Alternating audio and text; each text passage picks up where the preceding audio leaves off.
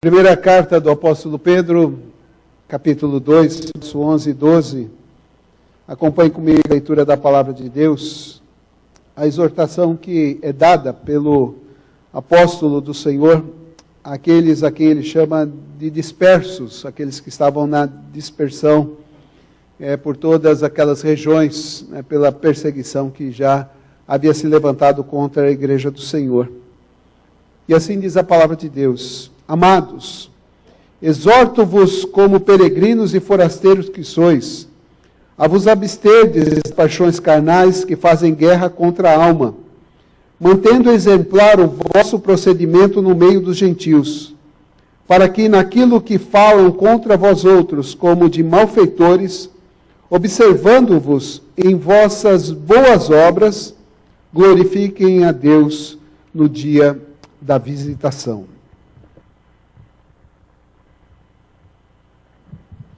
Tem se tornado muito direto as muitas situações que nós vivemos no nosso tempo. Tempo, como temos dito, difícil, onde muitas coisas têm acontecido e principalmente onde parece-nos que a fé, ela tem sido desafiada cada dia mais, cada vez mais, onde as situações têm acontecido de uma velocidade tão grande que muitas vezes ficamos surpresos com as situações e principalmente com as consequências. Como eu disse hoje pela manhã, a gente se entristece muito em ver, principalmente a igreja de Cristo sofrendo, como está sofrendo hoje, por causa de mau testemunhos, por causa de vidas que deveriam honrar ao Senhor, dignificar ao Senhor, acabando se entregando às dissoluções, como diz o apóstolo Paulo, para com avidez cometerem toda sorte de impurezas. Mas Paulo não para por aí, porque quando ele instrui a igreja de Éfeso, ele diz assim: mas não foi assim que aprendestes a Cristo, se é que de fato o tendes ouvido e nele tendes crido. Ou seja, há um grande desafio para a nossa fé, que é para crer no Senhor, não só fazer a confiança, entendemos que Ele é Senhor, mas crermos que de fato por nossa vida. Isso tem um grande significado. Entendemos que, mas quando cremos que de fato essa declaração que Ele é Senhor por nossa vida. Isso tem um grande significado. Entendemos que, mas quando cremos que de fato essa declaração que Ele é Senhor por nossa vida. Isso tem um grande significado. Entendemos que, mas cremos que de fato essa declaração que Ele é Senhor por nossa vida. Isso tem um grande significado.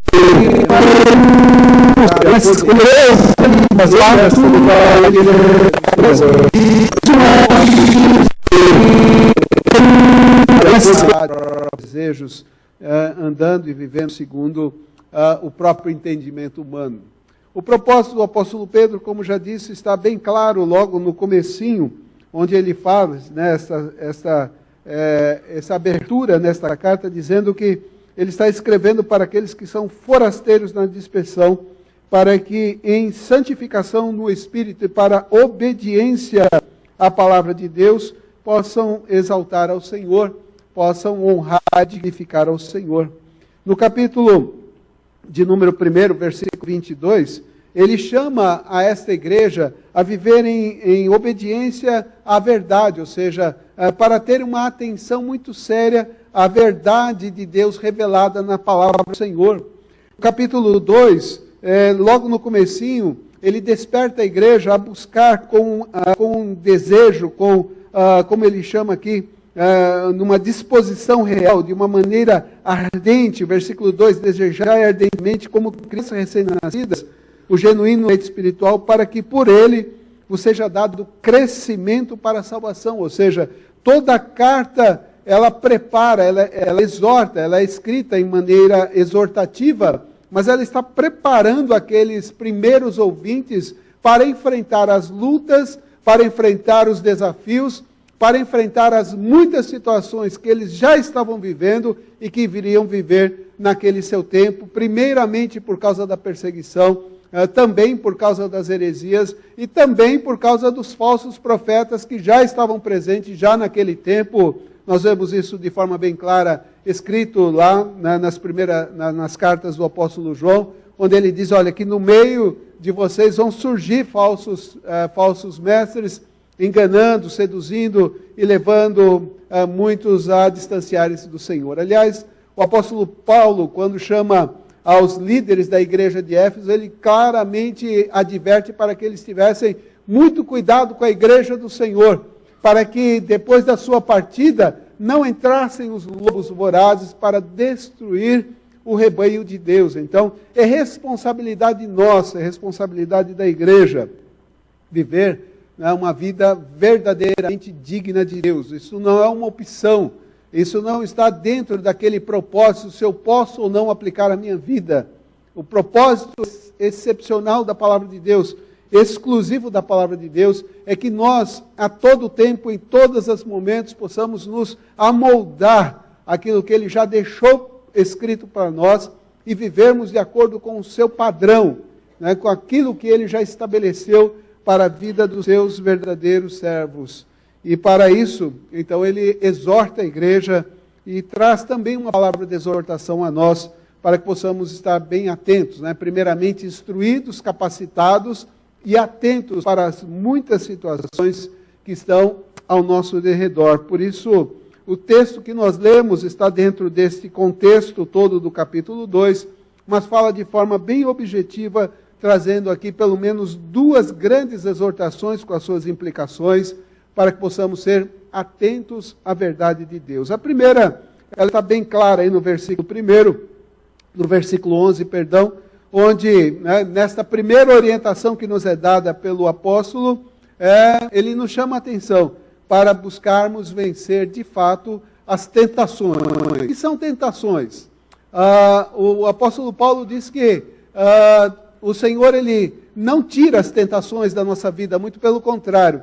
Ele permite que as tentações aconteçam, mas Ele nos dá todos os recursos necessários para que possamos não ser tentados por ela, ou não nos deixarmos envolver por ela, ou não sermos seduzidos por ela, muito pelo contrário. Né? Juntamente com a tentação, Ele nos provê meios e recursos para nós buscarmos algo, um caminho melhor, que não vai nos levar a esse afastamento de Deus. Como nós já lemos hoje em um outro texto, quando a palavra do Senhor nos chama a atenção a respeito da transgressão da lei de Deus, está bem claro ali a ideia de que quando nós erramos no propósito de Deus, no cumprimento, erramos no cumprir a palavra do Senhor, então nós estamos transgredindo essa lei de Deus, e a transgressão da lei de Deus torna-se ou constitui-se pecado na nossa vida.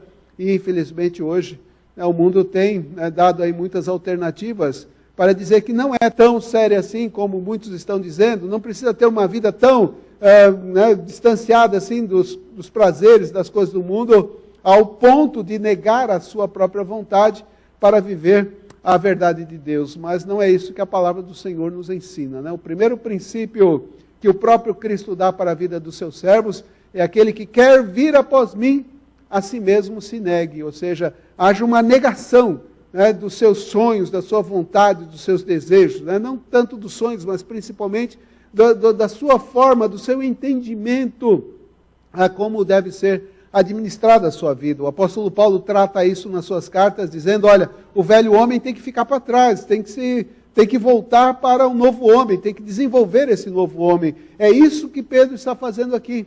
Ele nos coloca como prioridade na nossa vida, primeiramente, sermos servos, atentos à verdade de Deus, e principalmente com relação à tentação. Tiago, ele vai dizer que a tentação, ela é fruto do nosso desejo, ela é a ardente vontade da nossa própria carne, ela é aquilo que nos atrai, aquilo que nos seduz, aquilo que nos leva a fazermos com que a vontade da carne seja manifestada, seja alcançada. E Paulo vai dizer que quando eu vivo segundo a carne, eu estou caminhando para a morte, mas quando eu vivo pelo Espírito, eu estou caminhando para a vida. Então há, de fato, uma imposição da própria palavra de Deus e do próprio Deus para a nossa vida, buscando nos alertar e principalmente nos desafiar para sabermos em quais dos caminhos nós estamos trilhando. O primeiro, então, que Pedro usa aqui, o primeiro argumento que Pedro usa é que há uma responsabilidade nossa para vencer essas tentações. Como é que vencemos essas tentações? 3 princípios nós temos no versículo 11. O primeiro, devemos saber que somos chamados, que somos verdadeiros filhos do Senhor, filhos amados de Deus. Foi o que o apóstolo João nos escreveu, aquilo que nós lemos. Grande privilégio nós temos de sermos chamados filhos de Deus. E de fato nós somos filhos de Deus. Por esta razão, o mundo não nos conhece. Ou seja, o primeiro princípio que eu tenho que estabelecer na minha vida, como servo de Deus, é reconhecer que de fato Deus operou na minha vida, e nesta operação do Senhor, Ele me deu o entendimento que eu sou, mesmo tendo esse desejo no coração, nós negarmos a Deus pelas nossas próprias ações. Por isso, em primeiro lugar, o apóstolo coloca esse princípio, temos que reconhecer que somos amados do Senhor. É isso que ele coloca como primeiro ponto nesse texto. Amados, exorto-vos como peregrinos e forasteiros que sois, a vos absterdes, a vos afastardes das paixões carnais que fazem guerra contra a alma.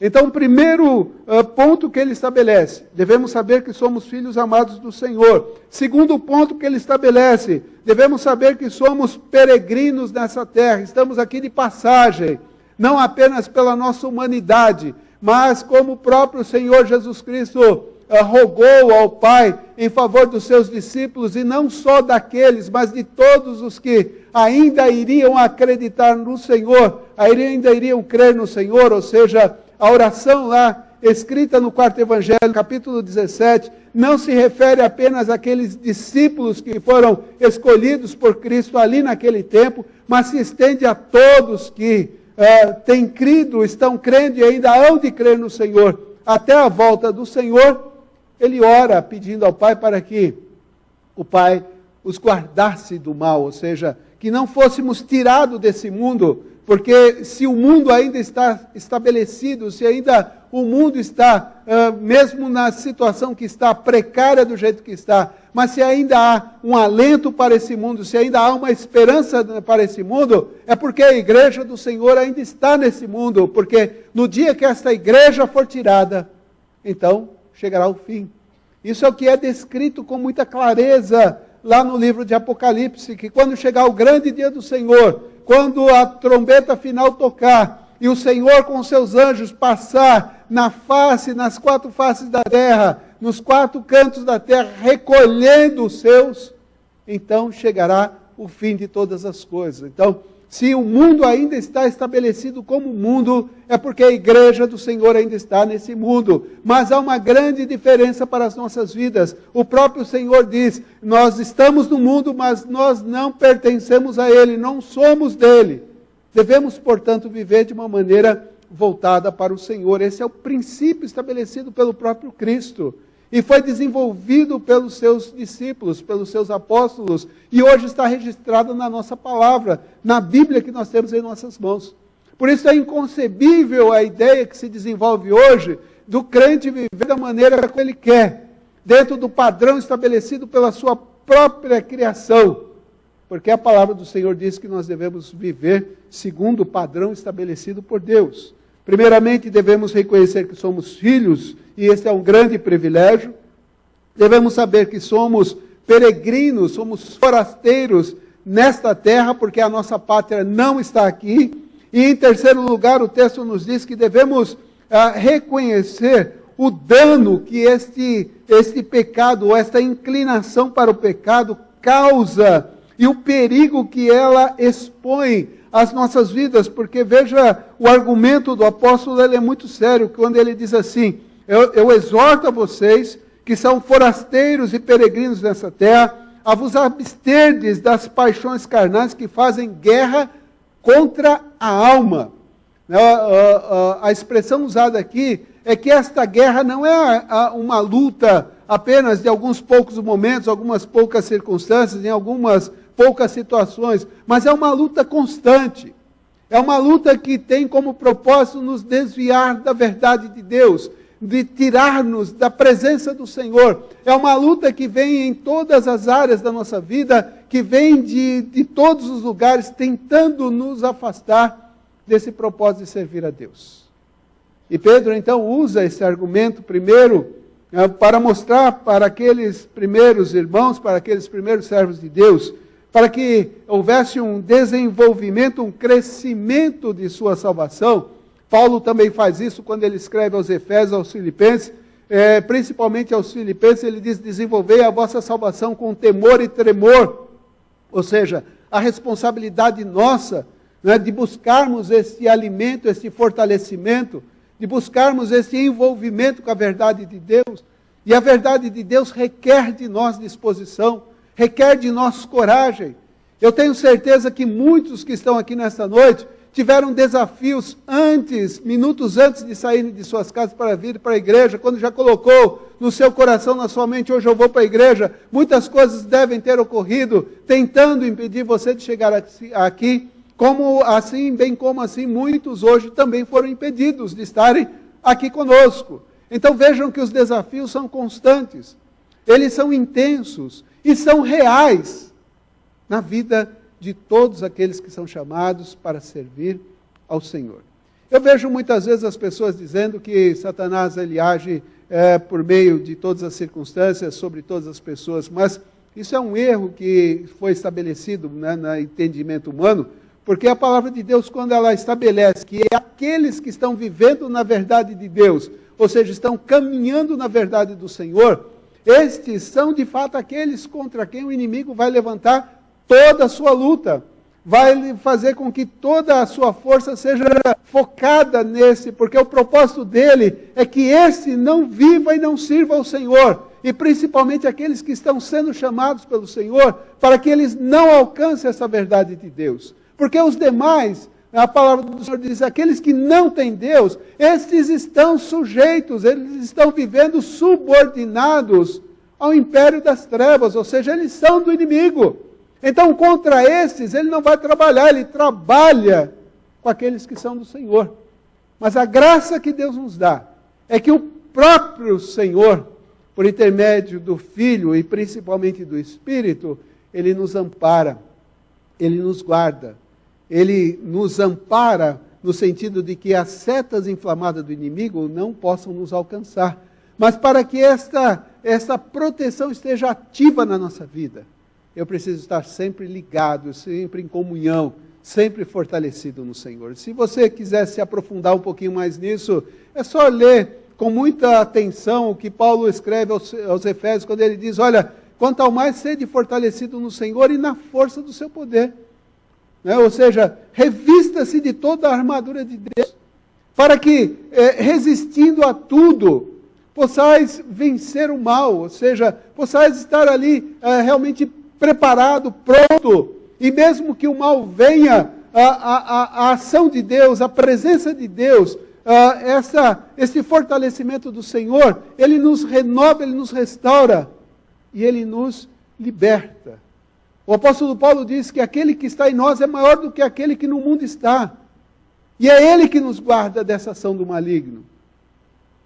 Portanto, aquela justificativa que se dá quando a pessoa cede à tentação, é uma justificativa falha, porque ela coloca a culpa toda na carne, mas na realidade é a consciência humana, né, que não estava ali plenamente fortalecida para resistir às tentações. Por isso que o apóstolo Pedro ele vai colocar como princípio básico a vida daqueles que estão servindo ao Senhor, para que vençam as tentações, e eles não vão vencer as tentações se não estiverem ligados à verdade de Deus.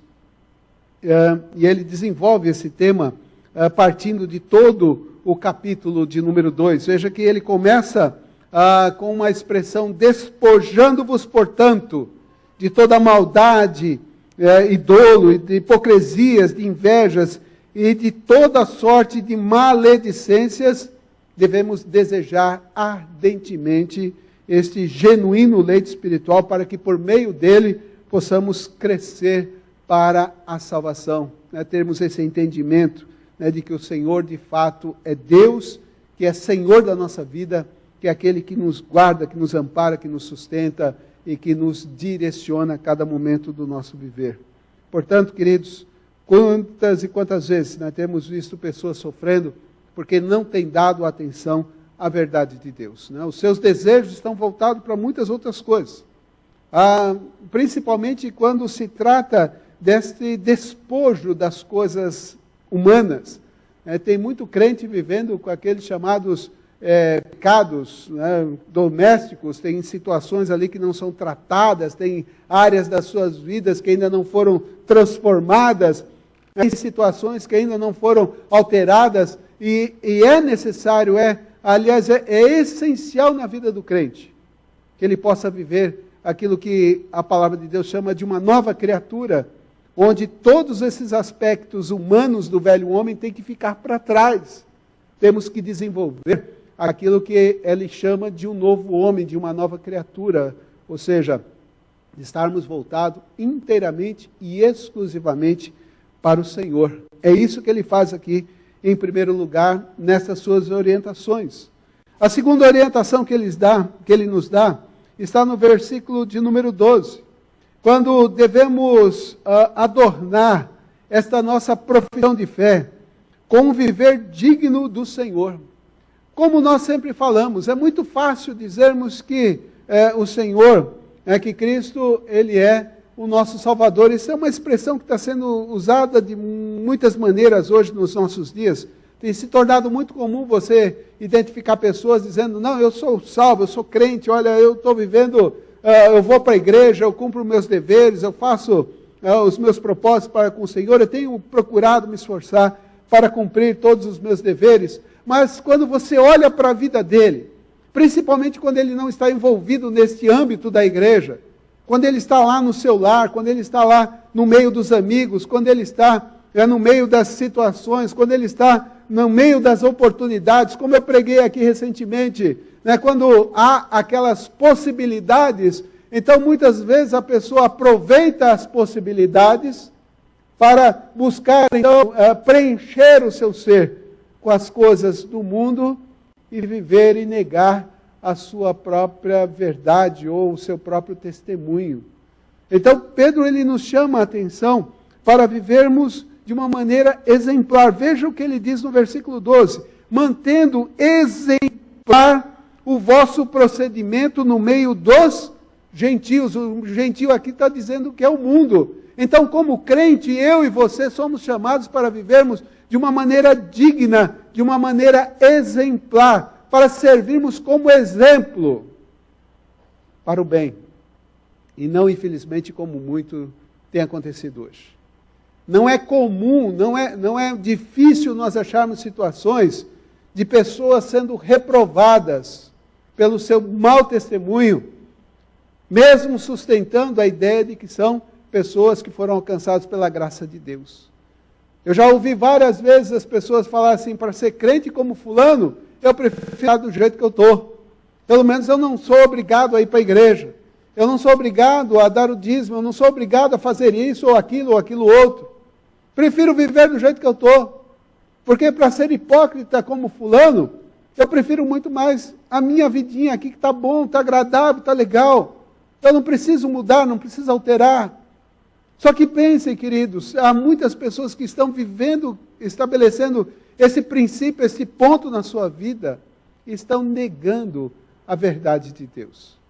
Estão negando os princípios básicos estabelecidos pelo Senhor para a sua vida. Há uma carta que muitas vezes eu leio para as pessoas, e essa carta de fato nos chama a atenção, porque o apóstolo Paulo fala ali alguns princípios bem duros e bem pesados para a vida daqueles que negam a verdade de Deus. Abra sua Bíblia comigo lá em Tito, a epístola de Paulo a Tito. Veja como ele estabelece alguns princípios para a vida daqueles que dizem que são servos de Deus. Veja o versículo 15 e o versículo 16 comigo. Primeira epístola de Tito, capítulo 1, verso 15 e o verso 16. Tito está logo depois da segunda carta de Timóteo e antes do texto de Hebreus.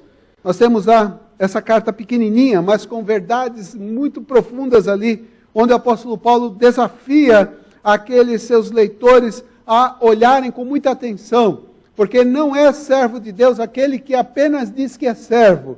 O servo ele se demonstra pelo seu procedimento, pelo seu jeito de ser, pelas prioridades que ele estabelece na sua vida. Veja o versículo 15, diz assim: todas as coisas são puras para os puros, todavia, para os impuros e descrentes nada é puro, porque tanto a mente como a consciência deles estão corrompidas. No tocante a Deus, estes que são impuros, no tocante a Deus, professam conhecê-lo, entretanto o negam por suas obras. É por isso que são abomináveis, desobedientes e reprovados para toda boa obra. Ou seja, são pessoas que têm como título, como princípio, como diálogo, como proclamação, como palavra, que são pessoas que creem no Senhor, e até muitas vezes pessoas que dizem que são servos de Deus. Mas vejam que o apóstolo Paulo estabelece muito claro o princípio: as coisas para os puros são puras, porém para os impuros nada é puro. Ou seja, a sua mente está completamente corrompida. O seu desejo, as suas vontades são completamente voltadas para a sua própria vontade. Não estão nem preocupados com a vontade de Deus.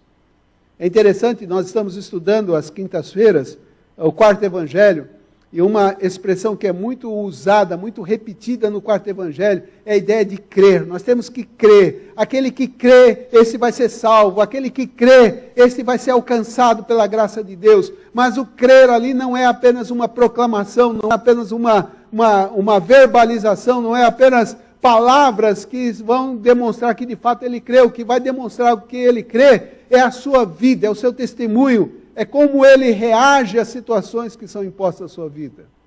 Por isso, o apóstolo Pedro então coloca 3 princípios para nós também, no versículo 12. Quando nós devemos ter a responsabilidade de adornar esta nossa profissão de fé, essa nossa confissão e profissão de fé, conviver digno do Senhor. De que maneira? Primeiro, devemos entender que esta profissão de fé, ela deve ser acompanhada do viver honesto e digno do Senhor. Dá uma lida comigo lá em Filipenses, capítulo 4, versículo de número 8 apenas. Filipenses 4, versículo 8. O apóstolo Paulo, ele estabelece como princípio básico na vida daqueles que verdadeiramente têm o entendimento que são alcançados por Deus, que o seu coração tem que estar cheio dessa verdade do Senhor. Veja o que ele diz no versículo 8. Finalmente, irmãos, tudo que é verdadeiro, tudo que é respeitável, tudo que é justo, tudo que é puro, tudo que é amável, tudo que é de boa fama, se alguma virtude há, e se algum louvor existe, seja isso que ocupe o vosso pensamento. E o que também aprendesse, recebesse, ouvisse e visse em mim, isso praticai, e o Deus da paz será convosco. Ou seja, para que haja esse vínculo de paz no nosso coração, para que haja de fato essa presença abençoadora de Deus na nossa vida, a nossa mente tem que estar cheia da verdade de Deus. E não como se prega hoje, né? Onde muitas coisas são apresentadas, onde muitas pessoas estabelecem as suas próprias prioridades, estabelece a sua própria maneira de entender, inclusive a própria palavra de Deus. É comum hoje você ver pessoas dizendo: não, mas a Bíblia diz isso. E você, quando vai estudar a palavra de Deus, você não encontra base para aquilo que ela está querendo estabelecer. Porque o que ela está olhando ali, o que ela está enxergando, o que ela está entendendo ali, é apenas para o seu próprio deleite. Aliás, precisamos pensar um pouquinho, porque a própria Bíblia diz que no final dos tempos, as pessoas não iriam suportar a sã doutrina e iriam estabelecer verdades para o seu próprio prazer. Iriam estabelecer princípios para o seu próprio bem-estar. E é o que está acontecendo hoje. Muitos usam a palavra de Deus, mas não para servir a Deus, mas para alcançar princípios para a sua própria maneira, o seu próprio jeito, né, para dar base, né, para essa chamada vida que muitos dizem que é uma vida como na dependência do Senhor, quando na realidade estão vivendo como Paulo disse a Tito, né, são pessoas que não têm como base o cumprir a verdade e a vontade de Deus. Por isso, o primeiro adorno que nós temos que ter na nossa profissão de fé é viver uma vida verdadeiramente sincera, acompanhado de um viver digno e honesto do Senhor. O segundo princípio é saber que a sorte dos cristãos, eles serão continuamente mal falados por homens ímpios. Foi o que João disse. O mundo não nos aceita, ou seja, se de fato nós tivemos um reconhecimento da verdade de Deus, se fomos contemplados pela graça de Deus, se fomos alcançados pela verdade do Senhor, se fomos impactados com o poder do Senhor, e ali se originou então aquele princípio estabelecido pelo próprio Deus de o desenvolvimento de uma nova criatura, o mundo não nos aceita. O mundo não nos entende. O mundo olha para nós e diz assim: o que estão fazendo lá? Por que estão lá? Poderiam estar em tantos outros lugares. O mundo, quando olha para nós e vê o nosso procedimento reto, eles olham para nós e dizem assim: mas por que viver desse jeito? Tem que verdadeiramente, precisa viver assim. Então a própria palavra de Deus diz que se somos de fato alcançados pelo Senhor, primeiro, o mundo não nos conhece, porque não conheceu o próprio Senhor. Nós vamos estudar quinta-feira agora o capítulo 3 do quarto evangelho, onde claramente o escritor coloca esse princípio. O Senhor Jesus veio para os seus, mas os seus não receberam. Por que não receberam? Porque não queriam que as suas más obras fossem demonstradas, viessem à luz. E isso é uma infâmia muito grande, porque tem muita gente vivendo de forma secreta, achando que está servindo ao Senhor, quando na realidade a palavra de Deus diz que nós não podemos nos esconder dos olhos de Deus, porque os olhos de Deus estão em todos os lugares, sobre todas as pessoas, e nada escapa ao seu conhecimento. Saber que a sorte dos cristãos de serem mal falados é um princípio estabelecido pela própria palavra de Deus. Portanto, toma cuidado, querido. Toma muito cuidado. De vez em quando a gente, em conversa com os irmãos, vemos assim pessoas que escapam, por exemplo, uma palavra mais pesada, mais dura, uma palavra mais complicada, ou algumas expressões, ou infelizmente algumas ações. Eu costumo brincar com muitas pessoas, olha, os olhos de Deus estão em todos os lugares, do pastor está em alguns. Como eu disse aqui recentemente, o presbítero Ciro, como professor de uma universidade, ele deu aula um monte de tempo e tinha lá uma aluna lá que ele foi encontrar em outro lugar, numa outra igreja, numa atividade da igreja, e lá que ele ficou sabendo que ela era uma pessoa cristã. E aí ele falou assim: já pensou se eu tivesse falado alguma coisa, ou pior, se eu tivesse feito alguma coisa indecente? Como é que eu estaria aqui agora? E é assim que nós devemos viver. E por que nós devemos viver isso? Veja, o texto ele é objetivo, ele diz assim: mantendo exemplar o vosso procedimento no meio dos gentios, para que naquilo que falam contra vós outros, como malfeitores, observando-vos em vossas boas obras, façam o quê? Glorifiquem a Deus no dia da visitação. Então é interessante o argumento que Pedro nos dá aqui.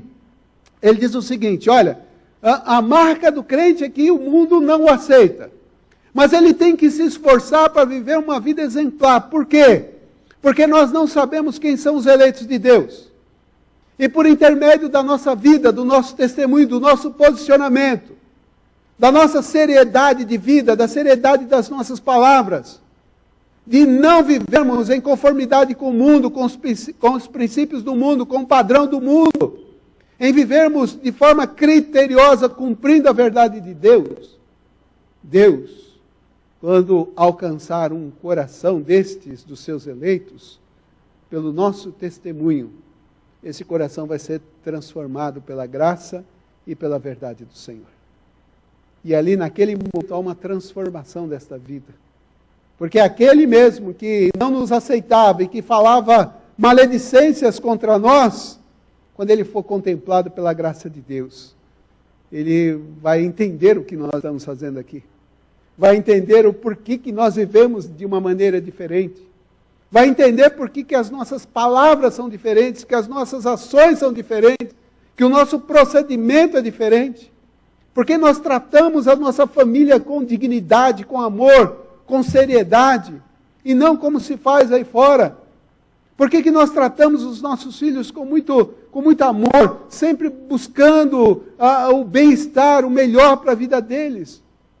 Porque no dia da visitação, as pessoas têm que olhar para nós, e por intermédio da nossa vida, elas devem dar glórias ao Senhor.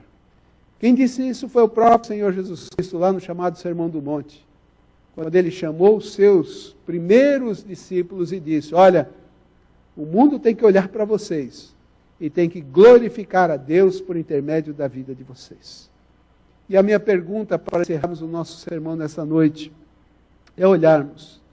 Vivemos num mundo cheio de testemunhas.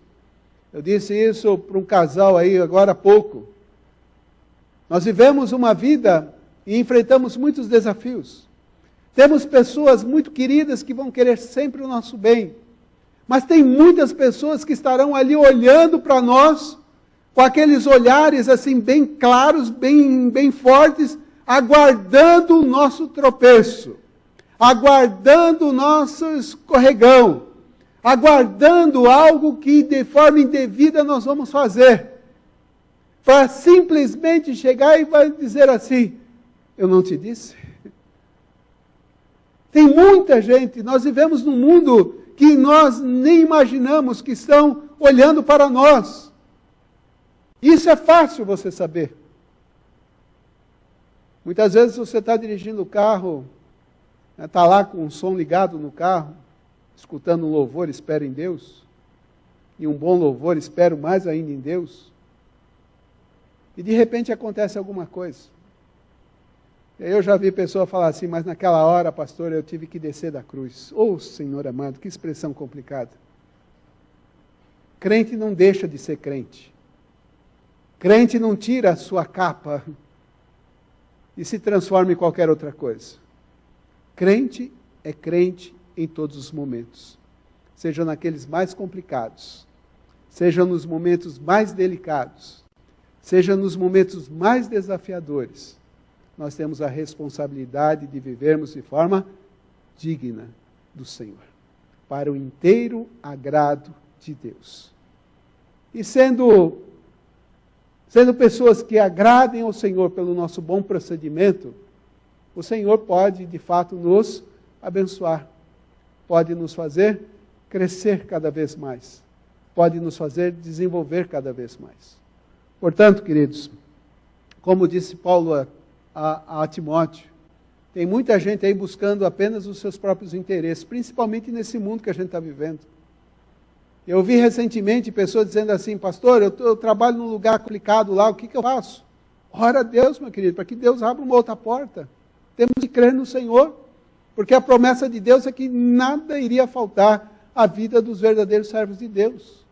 Eu gosto muito quando Davi, lá na sua maior idade, alguns chamam da melhor idade, né? Mas é a maior idade, quando ele está lá no finalzinho da sua vida, ele diz assim: olha, eu fui moço, agora sou velho, porém, eu nunca vi um justo desamparado e nem a sua descendência mendigar o pão. Isso é a promessa de Deus, mas passa pelo vínculo da nossa compreensão e principalmente de crermos de fato que isso vai se tornar uma realidade na nossa vida.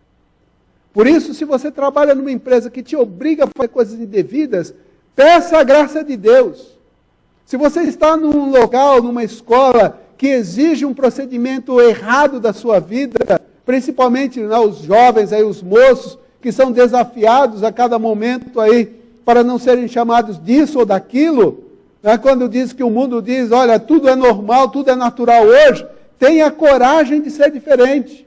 Porque você foi chamado para ser diferente. Lembre-se, o teu padrão não é o mundo. O teu padrão é a palavra de Deus. Por isso, quando você se levantar, logo de manhã cedo, abrir os seus olhos, dê graças a Deus por mais um dia de vida.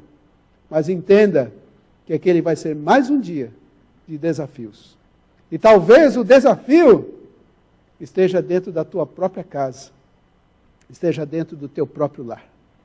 Por isso, Pedro, exortando aqueles irmãos, ele fala com muita clareza: amados, exortos, como peregrinos e forasteiros que sois, a vos absterdes, a vos afastar de todas as paixões carnais que fazem guerra contra a alma, mantendo exemplar o vosso procedimento no meio dos gentios, para que, naquilo que falam contra vós outros, como de malfeitores, observando-os em vossas boas obras, glorifiquem a Deus no dia da visitação.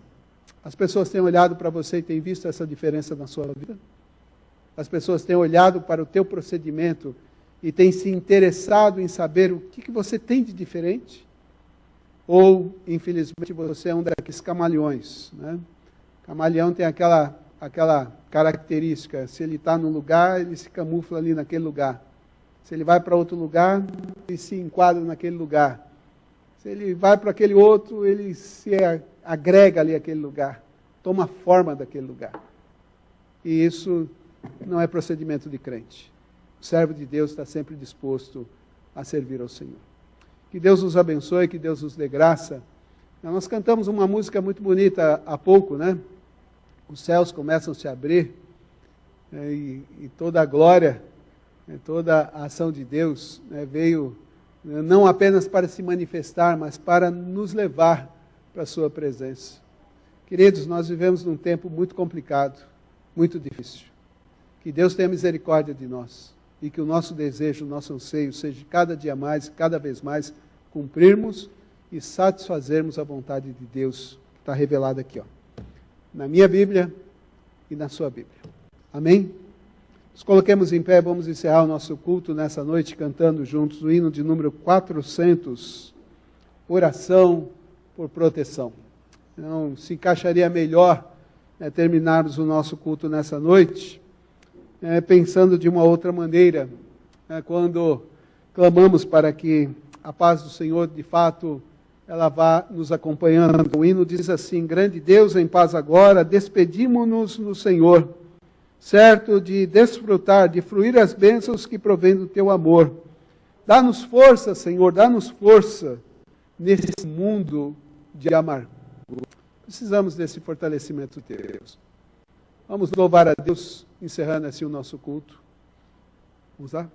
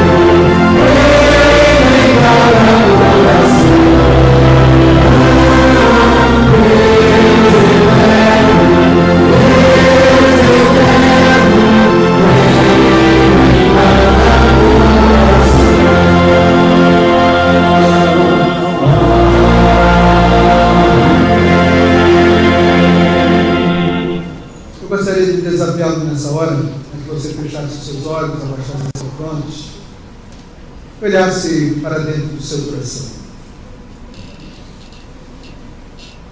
há algo que tem nos impedido na nossa caminhada, há algo que tem te impedido na caminhada cristã, algo que tem te feito não se desenvolver bem nessa jornada, há alguma área na sua vida que precisa de uma transformação, de uma restauração, há uma área na tua vida que precisa da ação redentora e remissora ainda do Senhor.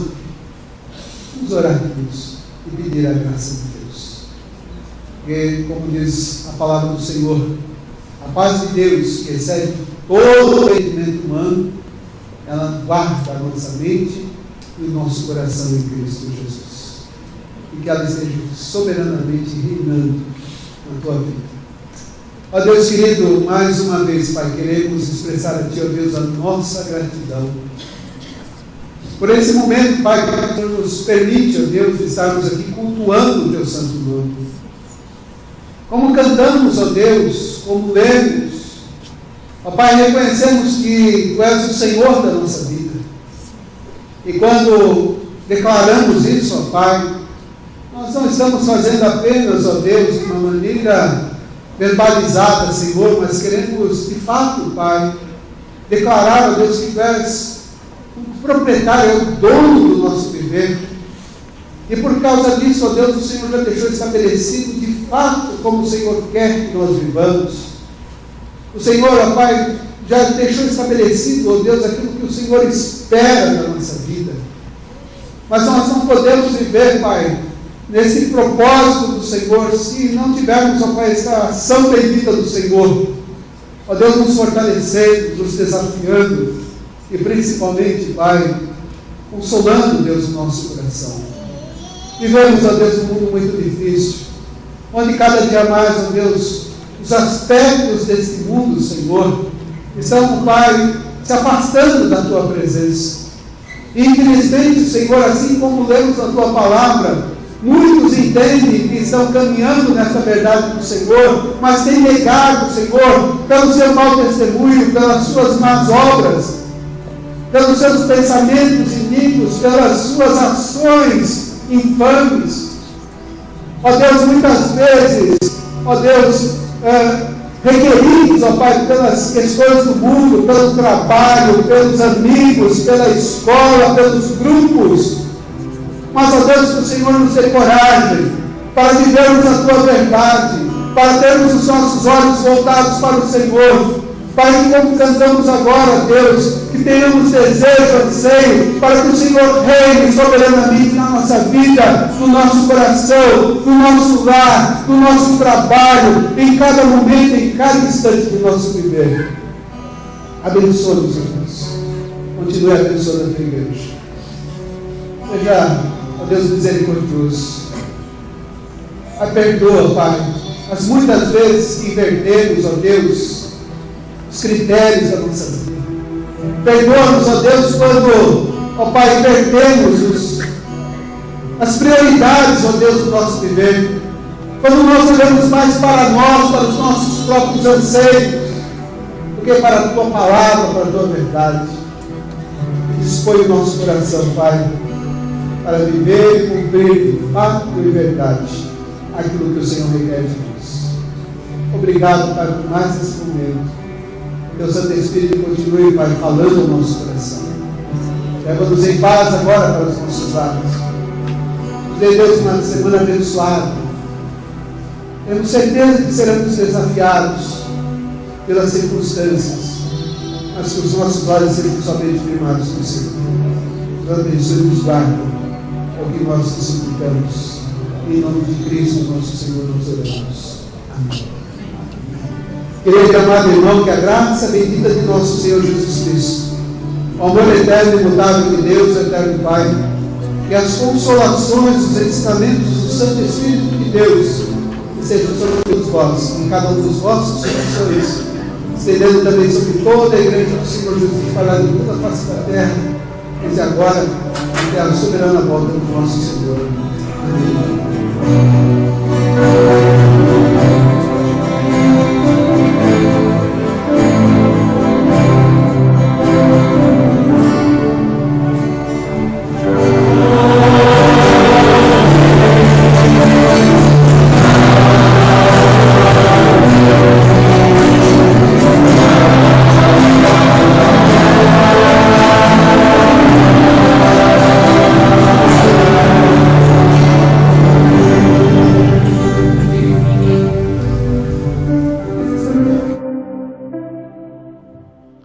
eu quero um minutinho só da sua atenção. Há dois casais, eu falei que eu ia chamar ele aqui na frente, mas não vou chamar não. Tem um casal que está lá em cima, depois você pede para olhar na mãozinha deles lá, viu? Tem uma coisinha a mais ali. E alegre-se com ele. Tem mais um casal que está ali atrás, cadê? Cadê o Luan? Está se escondendo, Luan? Não é possível que o Luan está se escondendo.